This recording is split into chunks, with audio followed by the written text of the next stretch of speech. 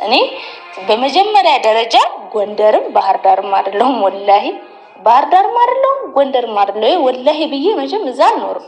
ስለዚህ ተመለስ።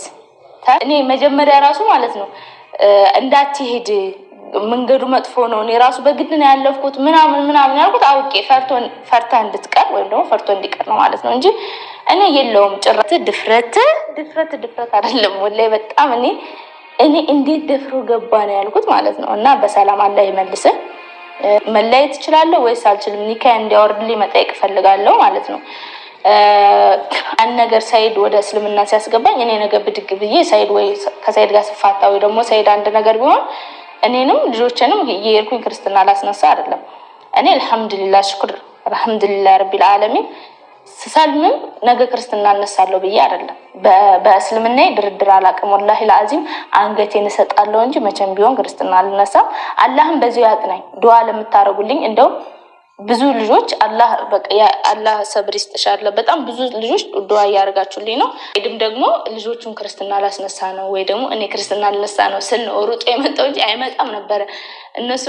ሰላም የዩቲዩብ ቤተሰቦች እንዴት አላችሁልኝ? ከኔ ጋር ሁሉ ሰላም ነው። ከእናንተ ጋር እንዴት ነው? ዛሬ እንግዲህ በአዲስ ቪዲዮ መጥቻለሁ። እሱም ደግሞ ሱማያ ያለችውን እየሰማችሁ ነው ማለት ነው። ሱማያ ምን ትላለች? እንደሰማችሁት ነው እንግዲህ ባህር ዳር አይደለሁም አለች። ምን ይደረግ?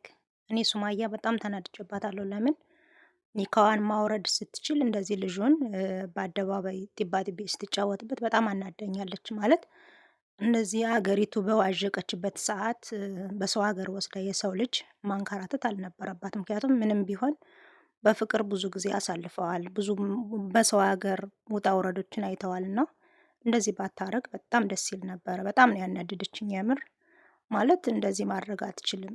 በጣም ከባድ ነው። አንደኛ በዛ በፖለቲካው ምክንያት ይሄ ልጅ የሆነ ነገር ቢሆን ሀገሪቱ ተናወጠች። ስለዚህ የፖለቲካ ማጣጣሚያ ሊያረጉት ይችላሉ። ስለዚህ ፈጣሪ ብቻ በሰላም እንዲመልሰው ዱዓ ጸሎት አድርጉለት ለማለት ወዳለሁኝ። ሱማያ የምር በጣም ነው ያናደድሽኝ። እንዲህ የኛ አካባቢ ያለውን ነገር ታውቂያለሽና እንደዚህ ማድረግ አልነበረብሽም። በልጁ ጢባጢቤ ነው የተጫወትሽው ማለት ይቻላል። በጣም ነው ያናደድሽኝ። እኛ ስለምነትሽ ምንም አይመለከተንም። ብትፈልጊ ብትሰልሚ፣ ብትፈልጊ ብትጠመቂ እምነትሽ ለራስሽ ነው። ለእኛ ምንም አያደርግልንም። ግን ልጁን ማሰቃየት አልነበረብሽም። 30 ጊዜ የምትጠመቅ ነው የማልጠመቅ ነው ትያለሽ። እኛ ምንም አያደርግልንም። ብትጠመቂ ባትጠመቂ እምነትሽ ለራስ ነው። እምነት ለግል ነው በነገራችን ላይ ማለት ነው። ስለዚህ ልጆች ባይጠመቁ ኑሮ አይመጣም ነበረ።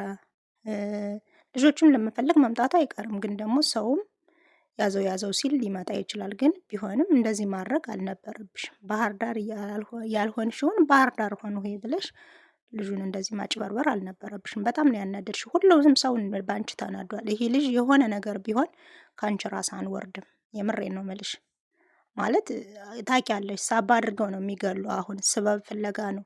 የፖለቲካ ማጣፈጫ ልታረጊው ነው እንዴ ልጁን አስገድለሽ? ስለዚህ እንደዚህ ማድረግ አልነበረብሽም። ካለው የነባራዊ ሁኔታ የሀገሪቱን ሁኔታ እያወቅሽ እንደዚህ ማድረግ አልነበረብሽም። እኔ በጣም የተናደድኩት የምር። ተመልካቾች ምን ትላላችሁ? ልጁን እንደዚህ ማድረግ ነበረባት? ብዙ ዋጋ የከፈለችበት ፍቅር ነው። እሱም ብዙ ዋጋ ከፍሏል። በእርግጥ ግን አለ አይደለ ስሜት ደግሞ የሆነ ነገር ይገፋፋችኋል። ይሄ ልጅ ጥፋተኛ ነው።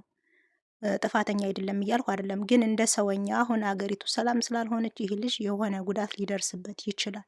ሰው ከሞተ በኋላ ወየው ማድረግ ምንም ማለቱ ምንም ትርጉም የለውም። አንደኛ ልጆቹ ያላባት ይቀራሉ። እሱም በሰው ሀገር ተሰዶ በሀገሩ ላይ ይሙት። በሰው ሀገር ያልሞተ እስካሁን ብዙ ስቃይ አሳልፎ እኔ ዘር፣ ሃይማኖት፣ ቀለም አይደለም እዚህ ጋር እንደ ሰውኛ ስታስቡት ልጁ በጣም ነው የተሰቃየው። በጣም ማለት ነው። በዛ ላይ ጾም በዞን ሰዓት ወላሂ ምናምን ትያለሽ ደግሞ አንቺ።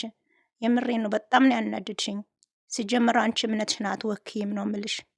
የምር ደግሞ እየማለች እኮ ነው እንደዛ የምታወራው ማለት ነው። ፈታ ብላ የምሬን ነው። በጣም ነው ያናደድችኝ። እናንተስ ምን ትላላችሁ ተመልካቾች? የምር ልጁ ይመለስ። የምታውቁት ካላችሁ ልጁ ይመለስ። የፖለቲካ ማጣፈጫ እንዳይሆን ለማለት እወዳለሁ። እኔ በጣም አዝኛለሁ። የምሬን ነው ምላችሁ። ለማንኛውም በጣም ነው የምወዳችሁ። እስኪ ሸርሸር አድርጉና ሴትዮዋን የምትመለስ ከሆነ የሆነ መላ ትፍጠርላችኋለሁ። ወዳችኋለሁ። ባባይ